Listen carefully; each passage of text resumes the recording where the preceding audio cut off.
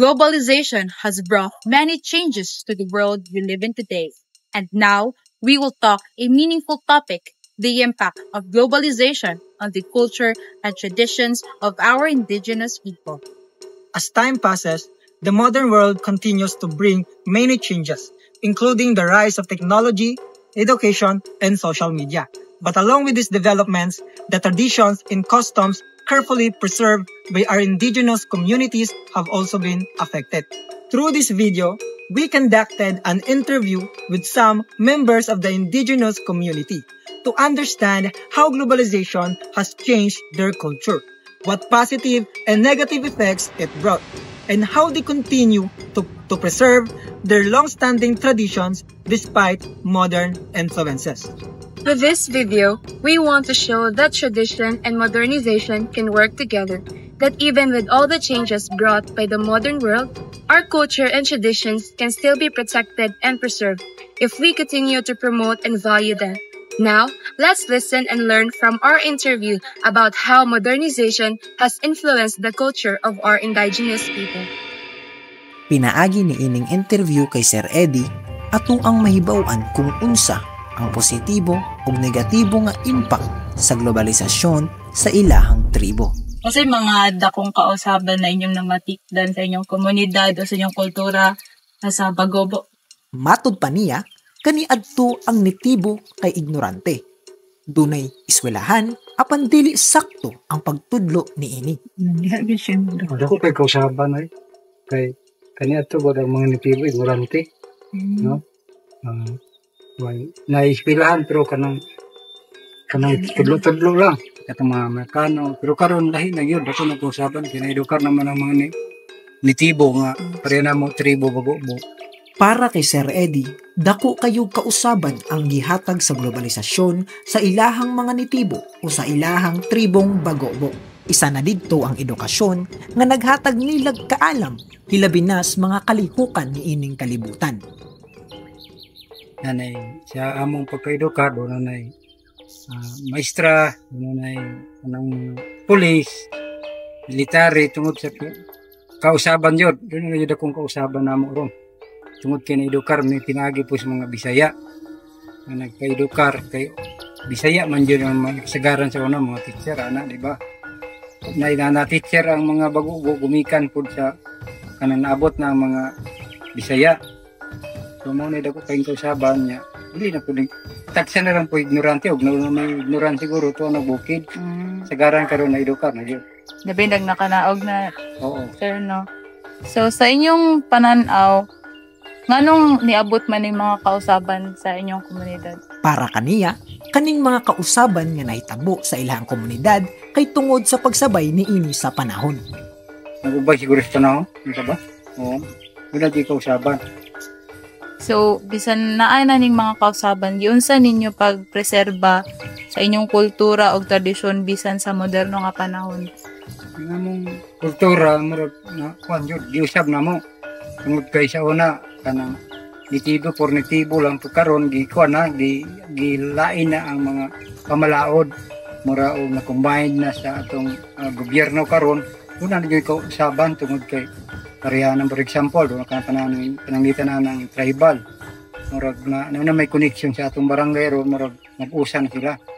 Gawas sa mga positibo nga impact sa globalisasyon sa ilahang tribo, doon na pud kini negatibo nga dala sa ilahang tradisyon. Naabay mga tradisyon sa inyo ang ginabuhat karon nga dili na ninyo mabuhat. Sa una, mga tradisyon sa una nga di na ninyo ginabuhat karon tungod aning mga kabaguhan. Pareha itong kuan kanang dunay mga tilimadon nga pananglitan nga namulakaw mi dunay mga katingadan mulakaw mi kanang mutingog ang mga halimo kundi yun mi mulakaw anak kay dunay may tabo no. So karon lay naman tungod sa kultura nga nabag-o na dili na may motuo ang mga ingon nato katong mga daan nga mga customary among kuan sa unang panahon doon na lahi yun, doon na improve sa among kultura. Aside kay Sir Eddie, doon na pa kami gi-interview nga usa ka bago-buklata. Mao kini si Ma'am Sara. Pinaagi ni ini mas atong masabtan kung unsa bagyod ang epekto sa globalisasyon sa maong mga tribo.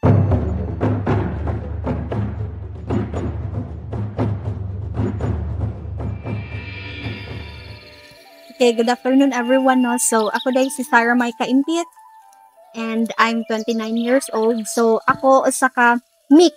So, mix ko. So, ang side sa akong mama is from Bandaya tribe, and then sa ako ang side po sa akong papa is from Bagobo Klata tribe. Okay.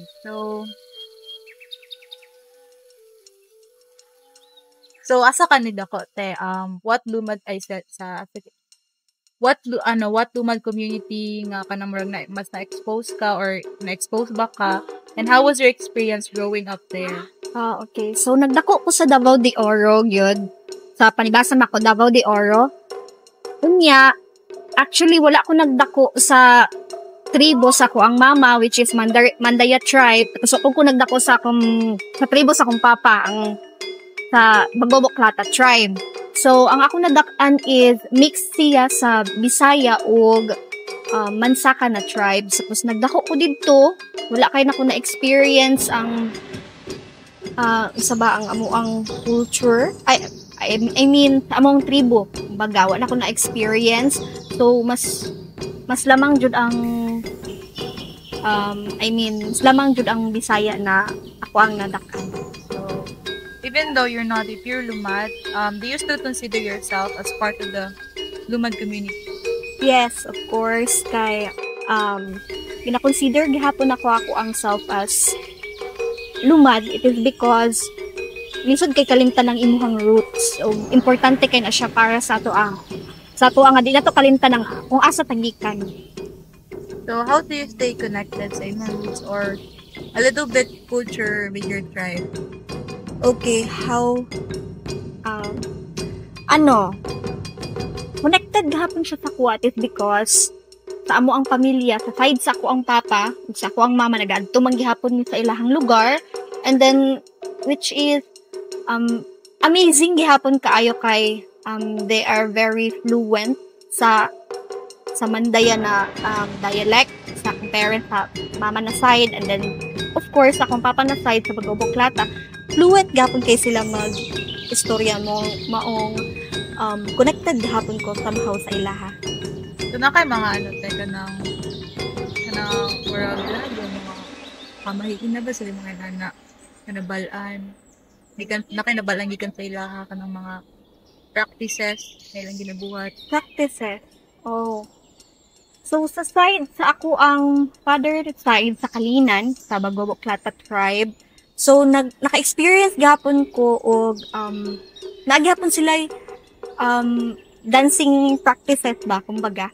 So, nagasuot gihapon sila silahang costume na tapos kabalo gihapon sila mo perform sa ilahang traditional dance.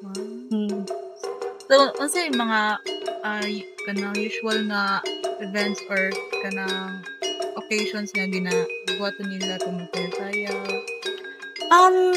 Usually sa mga sa church pag Thanksgiving na yun sila yung mga may performance gyud ginahatagan og importance ang katong tribe nga naa sa kana nga lugar. So na sila performances, and then dito jud nimo makita or ma-showcase nila ang ilahang traditional dance or amuang traditional dance.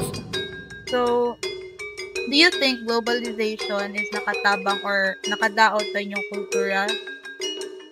Okay, so kana 50-50 ako ang ako ang pananaw ana. 50-50 it is because sa modernization na naman gyud tay sa unang panahon ang tribe or ang mga ninuno nato may sila education or wala sila educational background, kumbaga murag ana ba.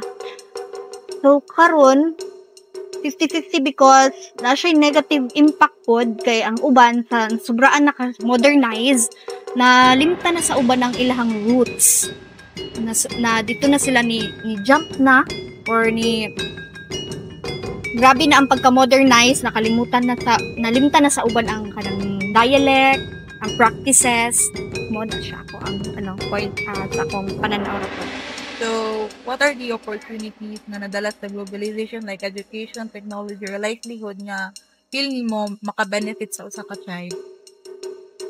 Well, when it comes to education, dako jud kayo impact ang natabang or yes, dako jud kay impact ang mahatag sa modernization, especially sa education kay naatay mga sa una sa atong mga tribe naay mga practices nga wala na nadala karon ba or naay mga practices nga dili na dapat dalhon sa karon na panahon. So dako kayo ang impact jud especially sa education nga patabangan ang mga tribes para makabalo o of course makahalubilo kung baga sa uban pod na na mga tribes. So, in your views, what are the possible ways para murag ma-incorporate ang tradition o ang modernization o kanang murag historical something sa tribe like ilahang cultures o sa modernization like pwede ba sila Yes, actually. So kita para sa kuha importante jud kayo nga dili nato malimtan ang ato ang asa tagikan o atong roots. And of course na naman jud ta sa modernize na kanang karon modern naman ta karon. Of course mo adapt gihapon ta kay dapat inana ta ka flexible kanang dapat inana ta ka para maka-survive. So dili dapat nato malimtan ang atong roots but at the same time mag-learn ka og new things especially sa education na field.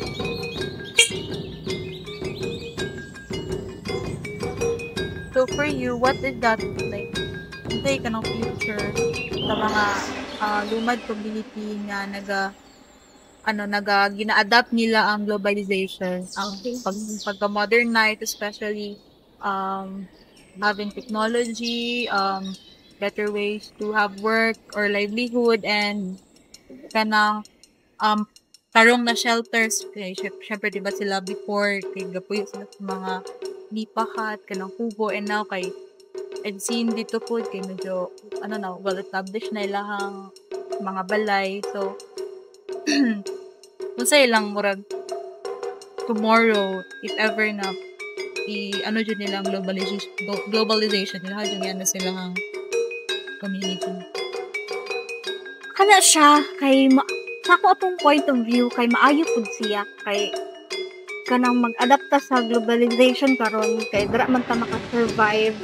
So improvise lang ato ang mga balay, survive sa ato mga ninuno, so naanatay ka ng electricity which is maayo kaayo. Tapos when it comes to education, na-educate ang ato ang mga lumad, ang mga lumad na mga kauban, dako kayo siya nga help para ma-improve pud ang ato ang atong knowledge, labi na sa atong education na when it comes to kanang education na yeah, of course. And then, but at the same time, dili na lang dyan nato kalimtan ang ato ang roots kung ato tingnan. That's all for our interview. So, thank you to Ate Ganggang or Ate Sarah. Globalization is reshaping the world in ways we never imagined, connecting people, ideas, and culture faster than ever before. Amid this rapid change, the Lumad of Mindanao strive to preserve their rich traditions, beliefs, and way of life. This video explores how modernization and globalization influence Lumad communities, their culture, and their identity. Through their stories, we discover the resilience, creativity, and hope of a people navigating between tradition and fast-paced world around them. From ancient rituals to modern technology, the Lumad community continues to find their ways to keep their heritage alive, offering lessons on adaptability, unity, and the importance of culture preservation for future generations.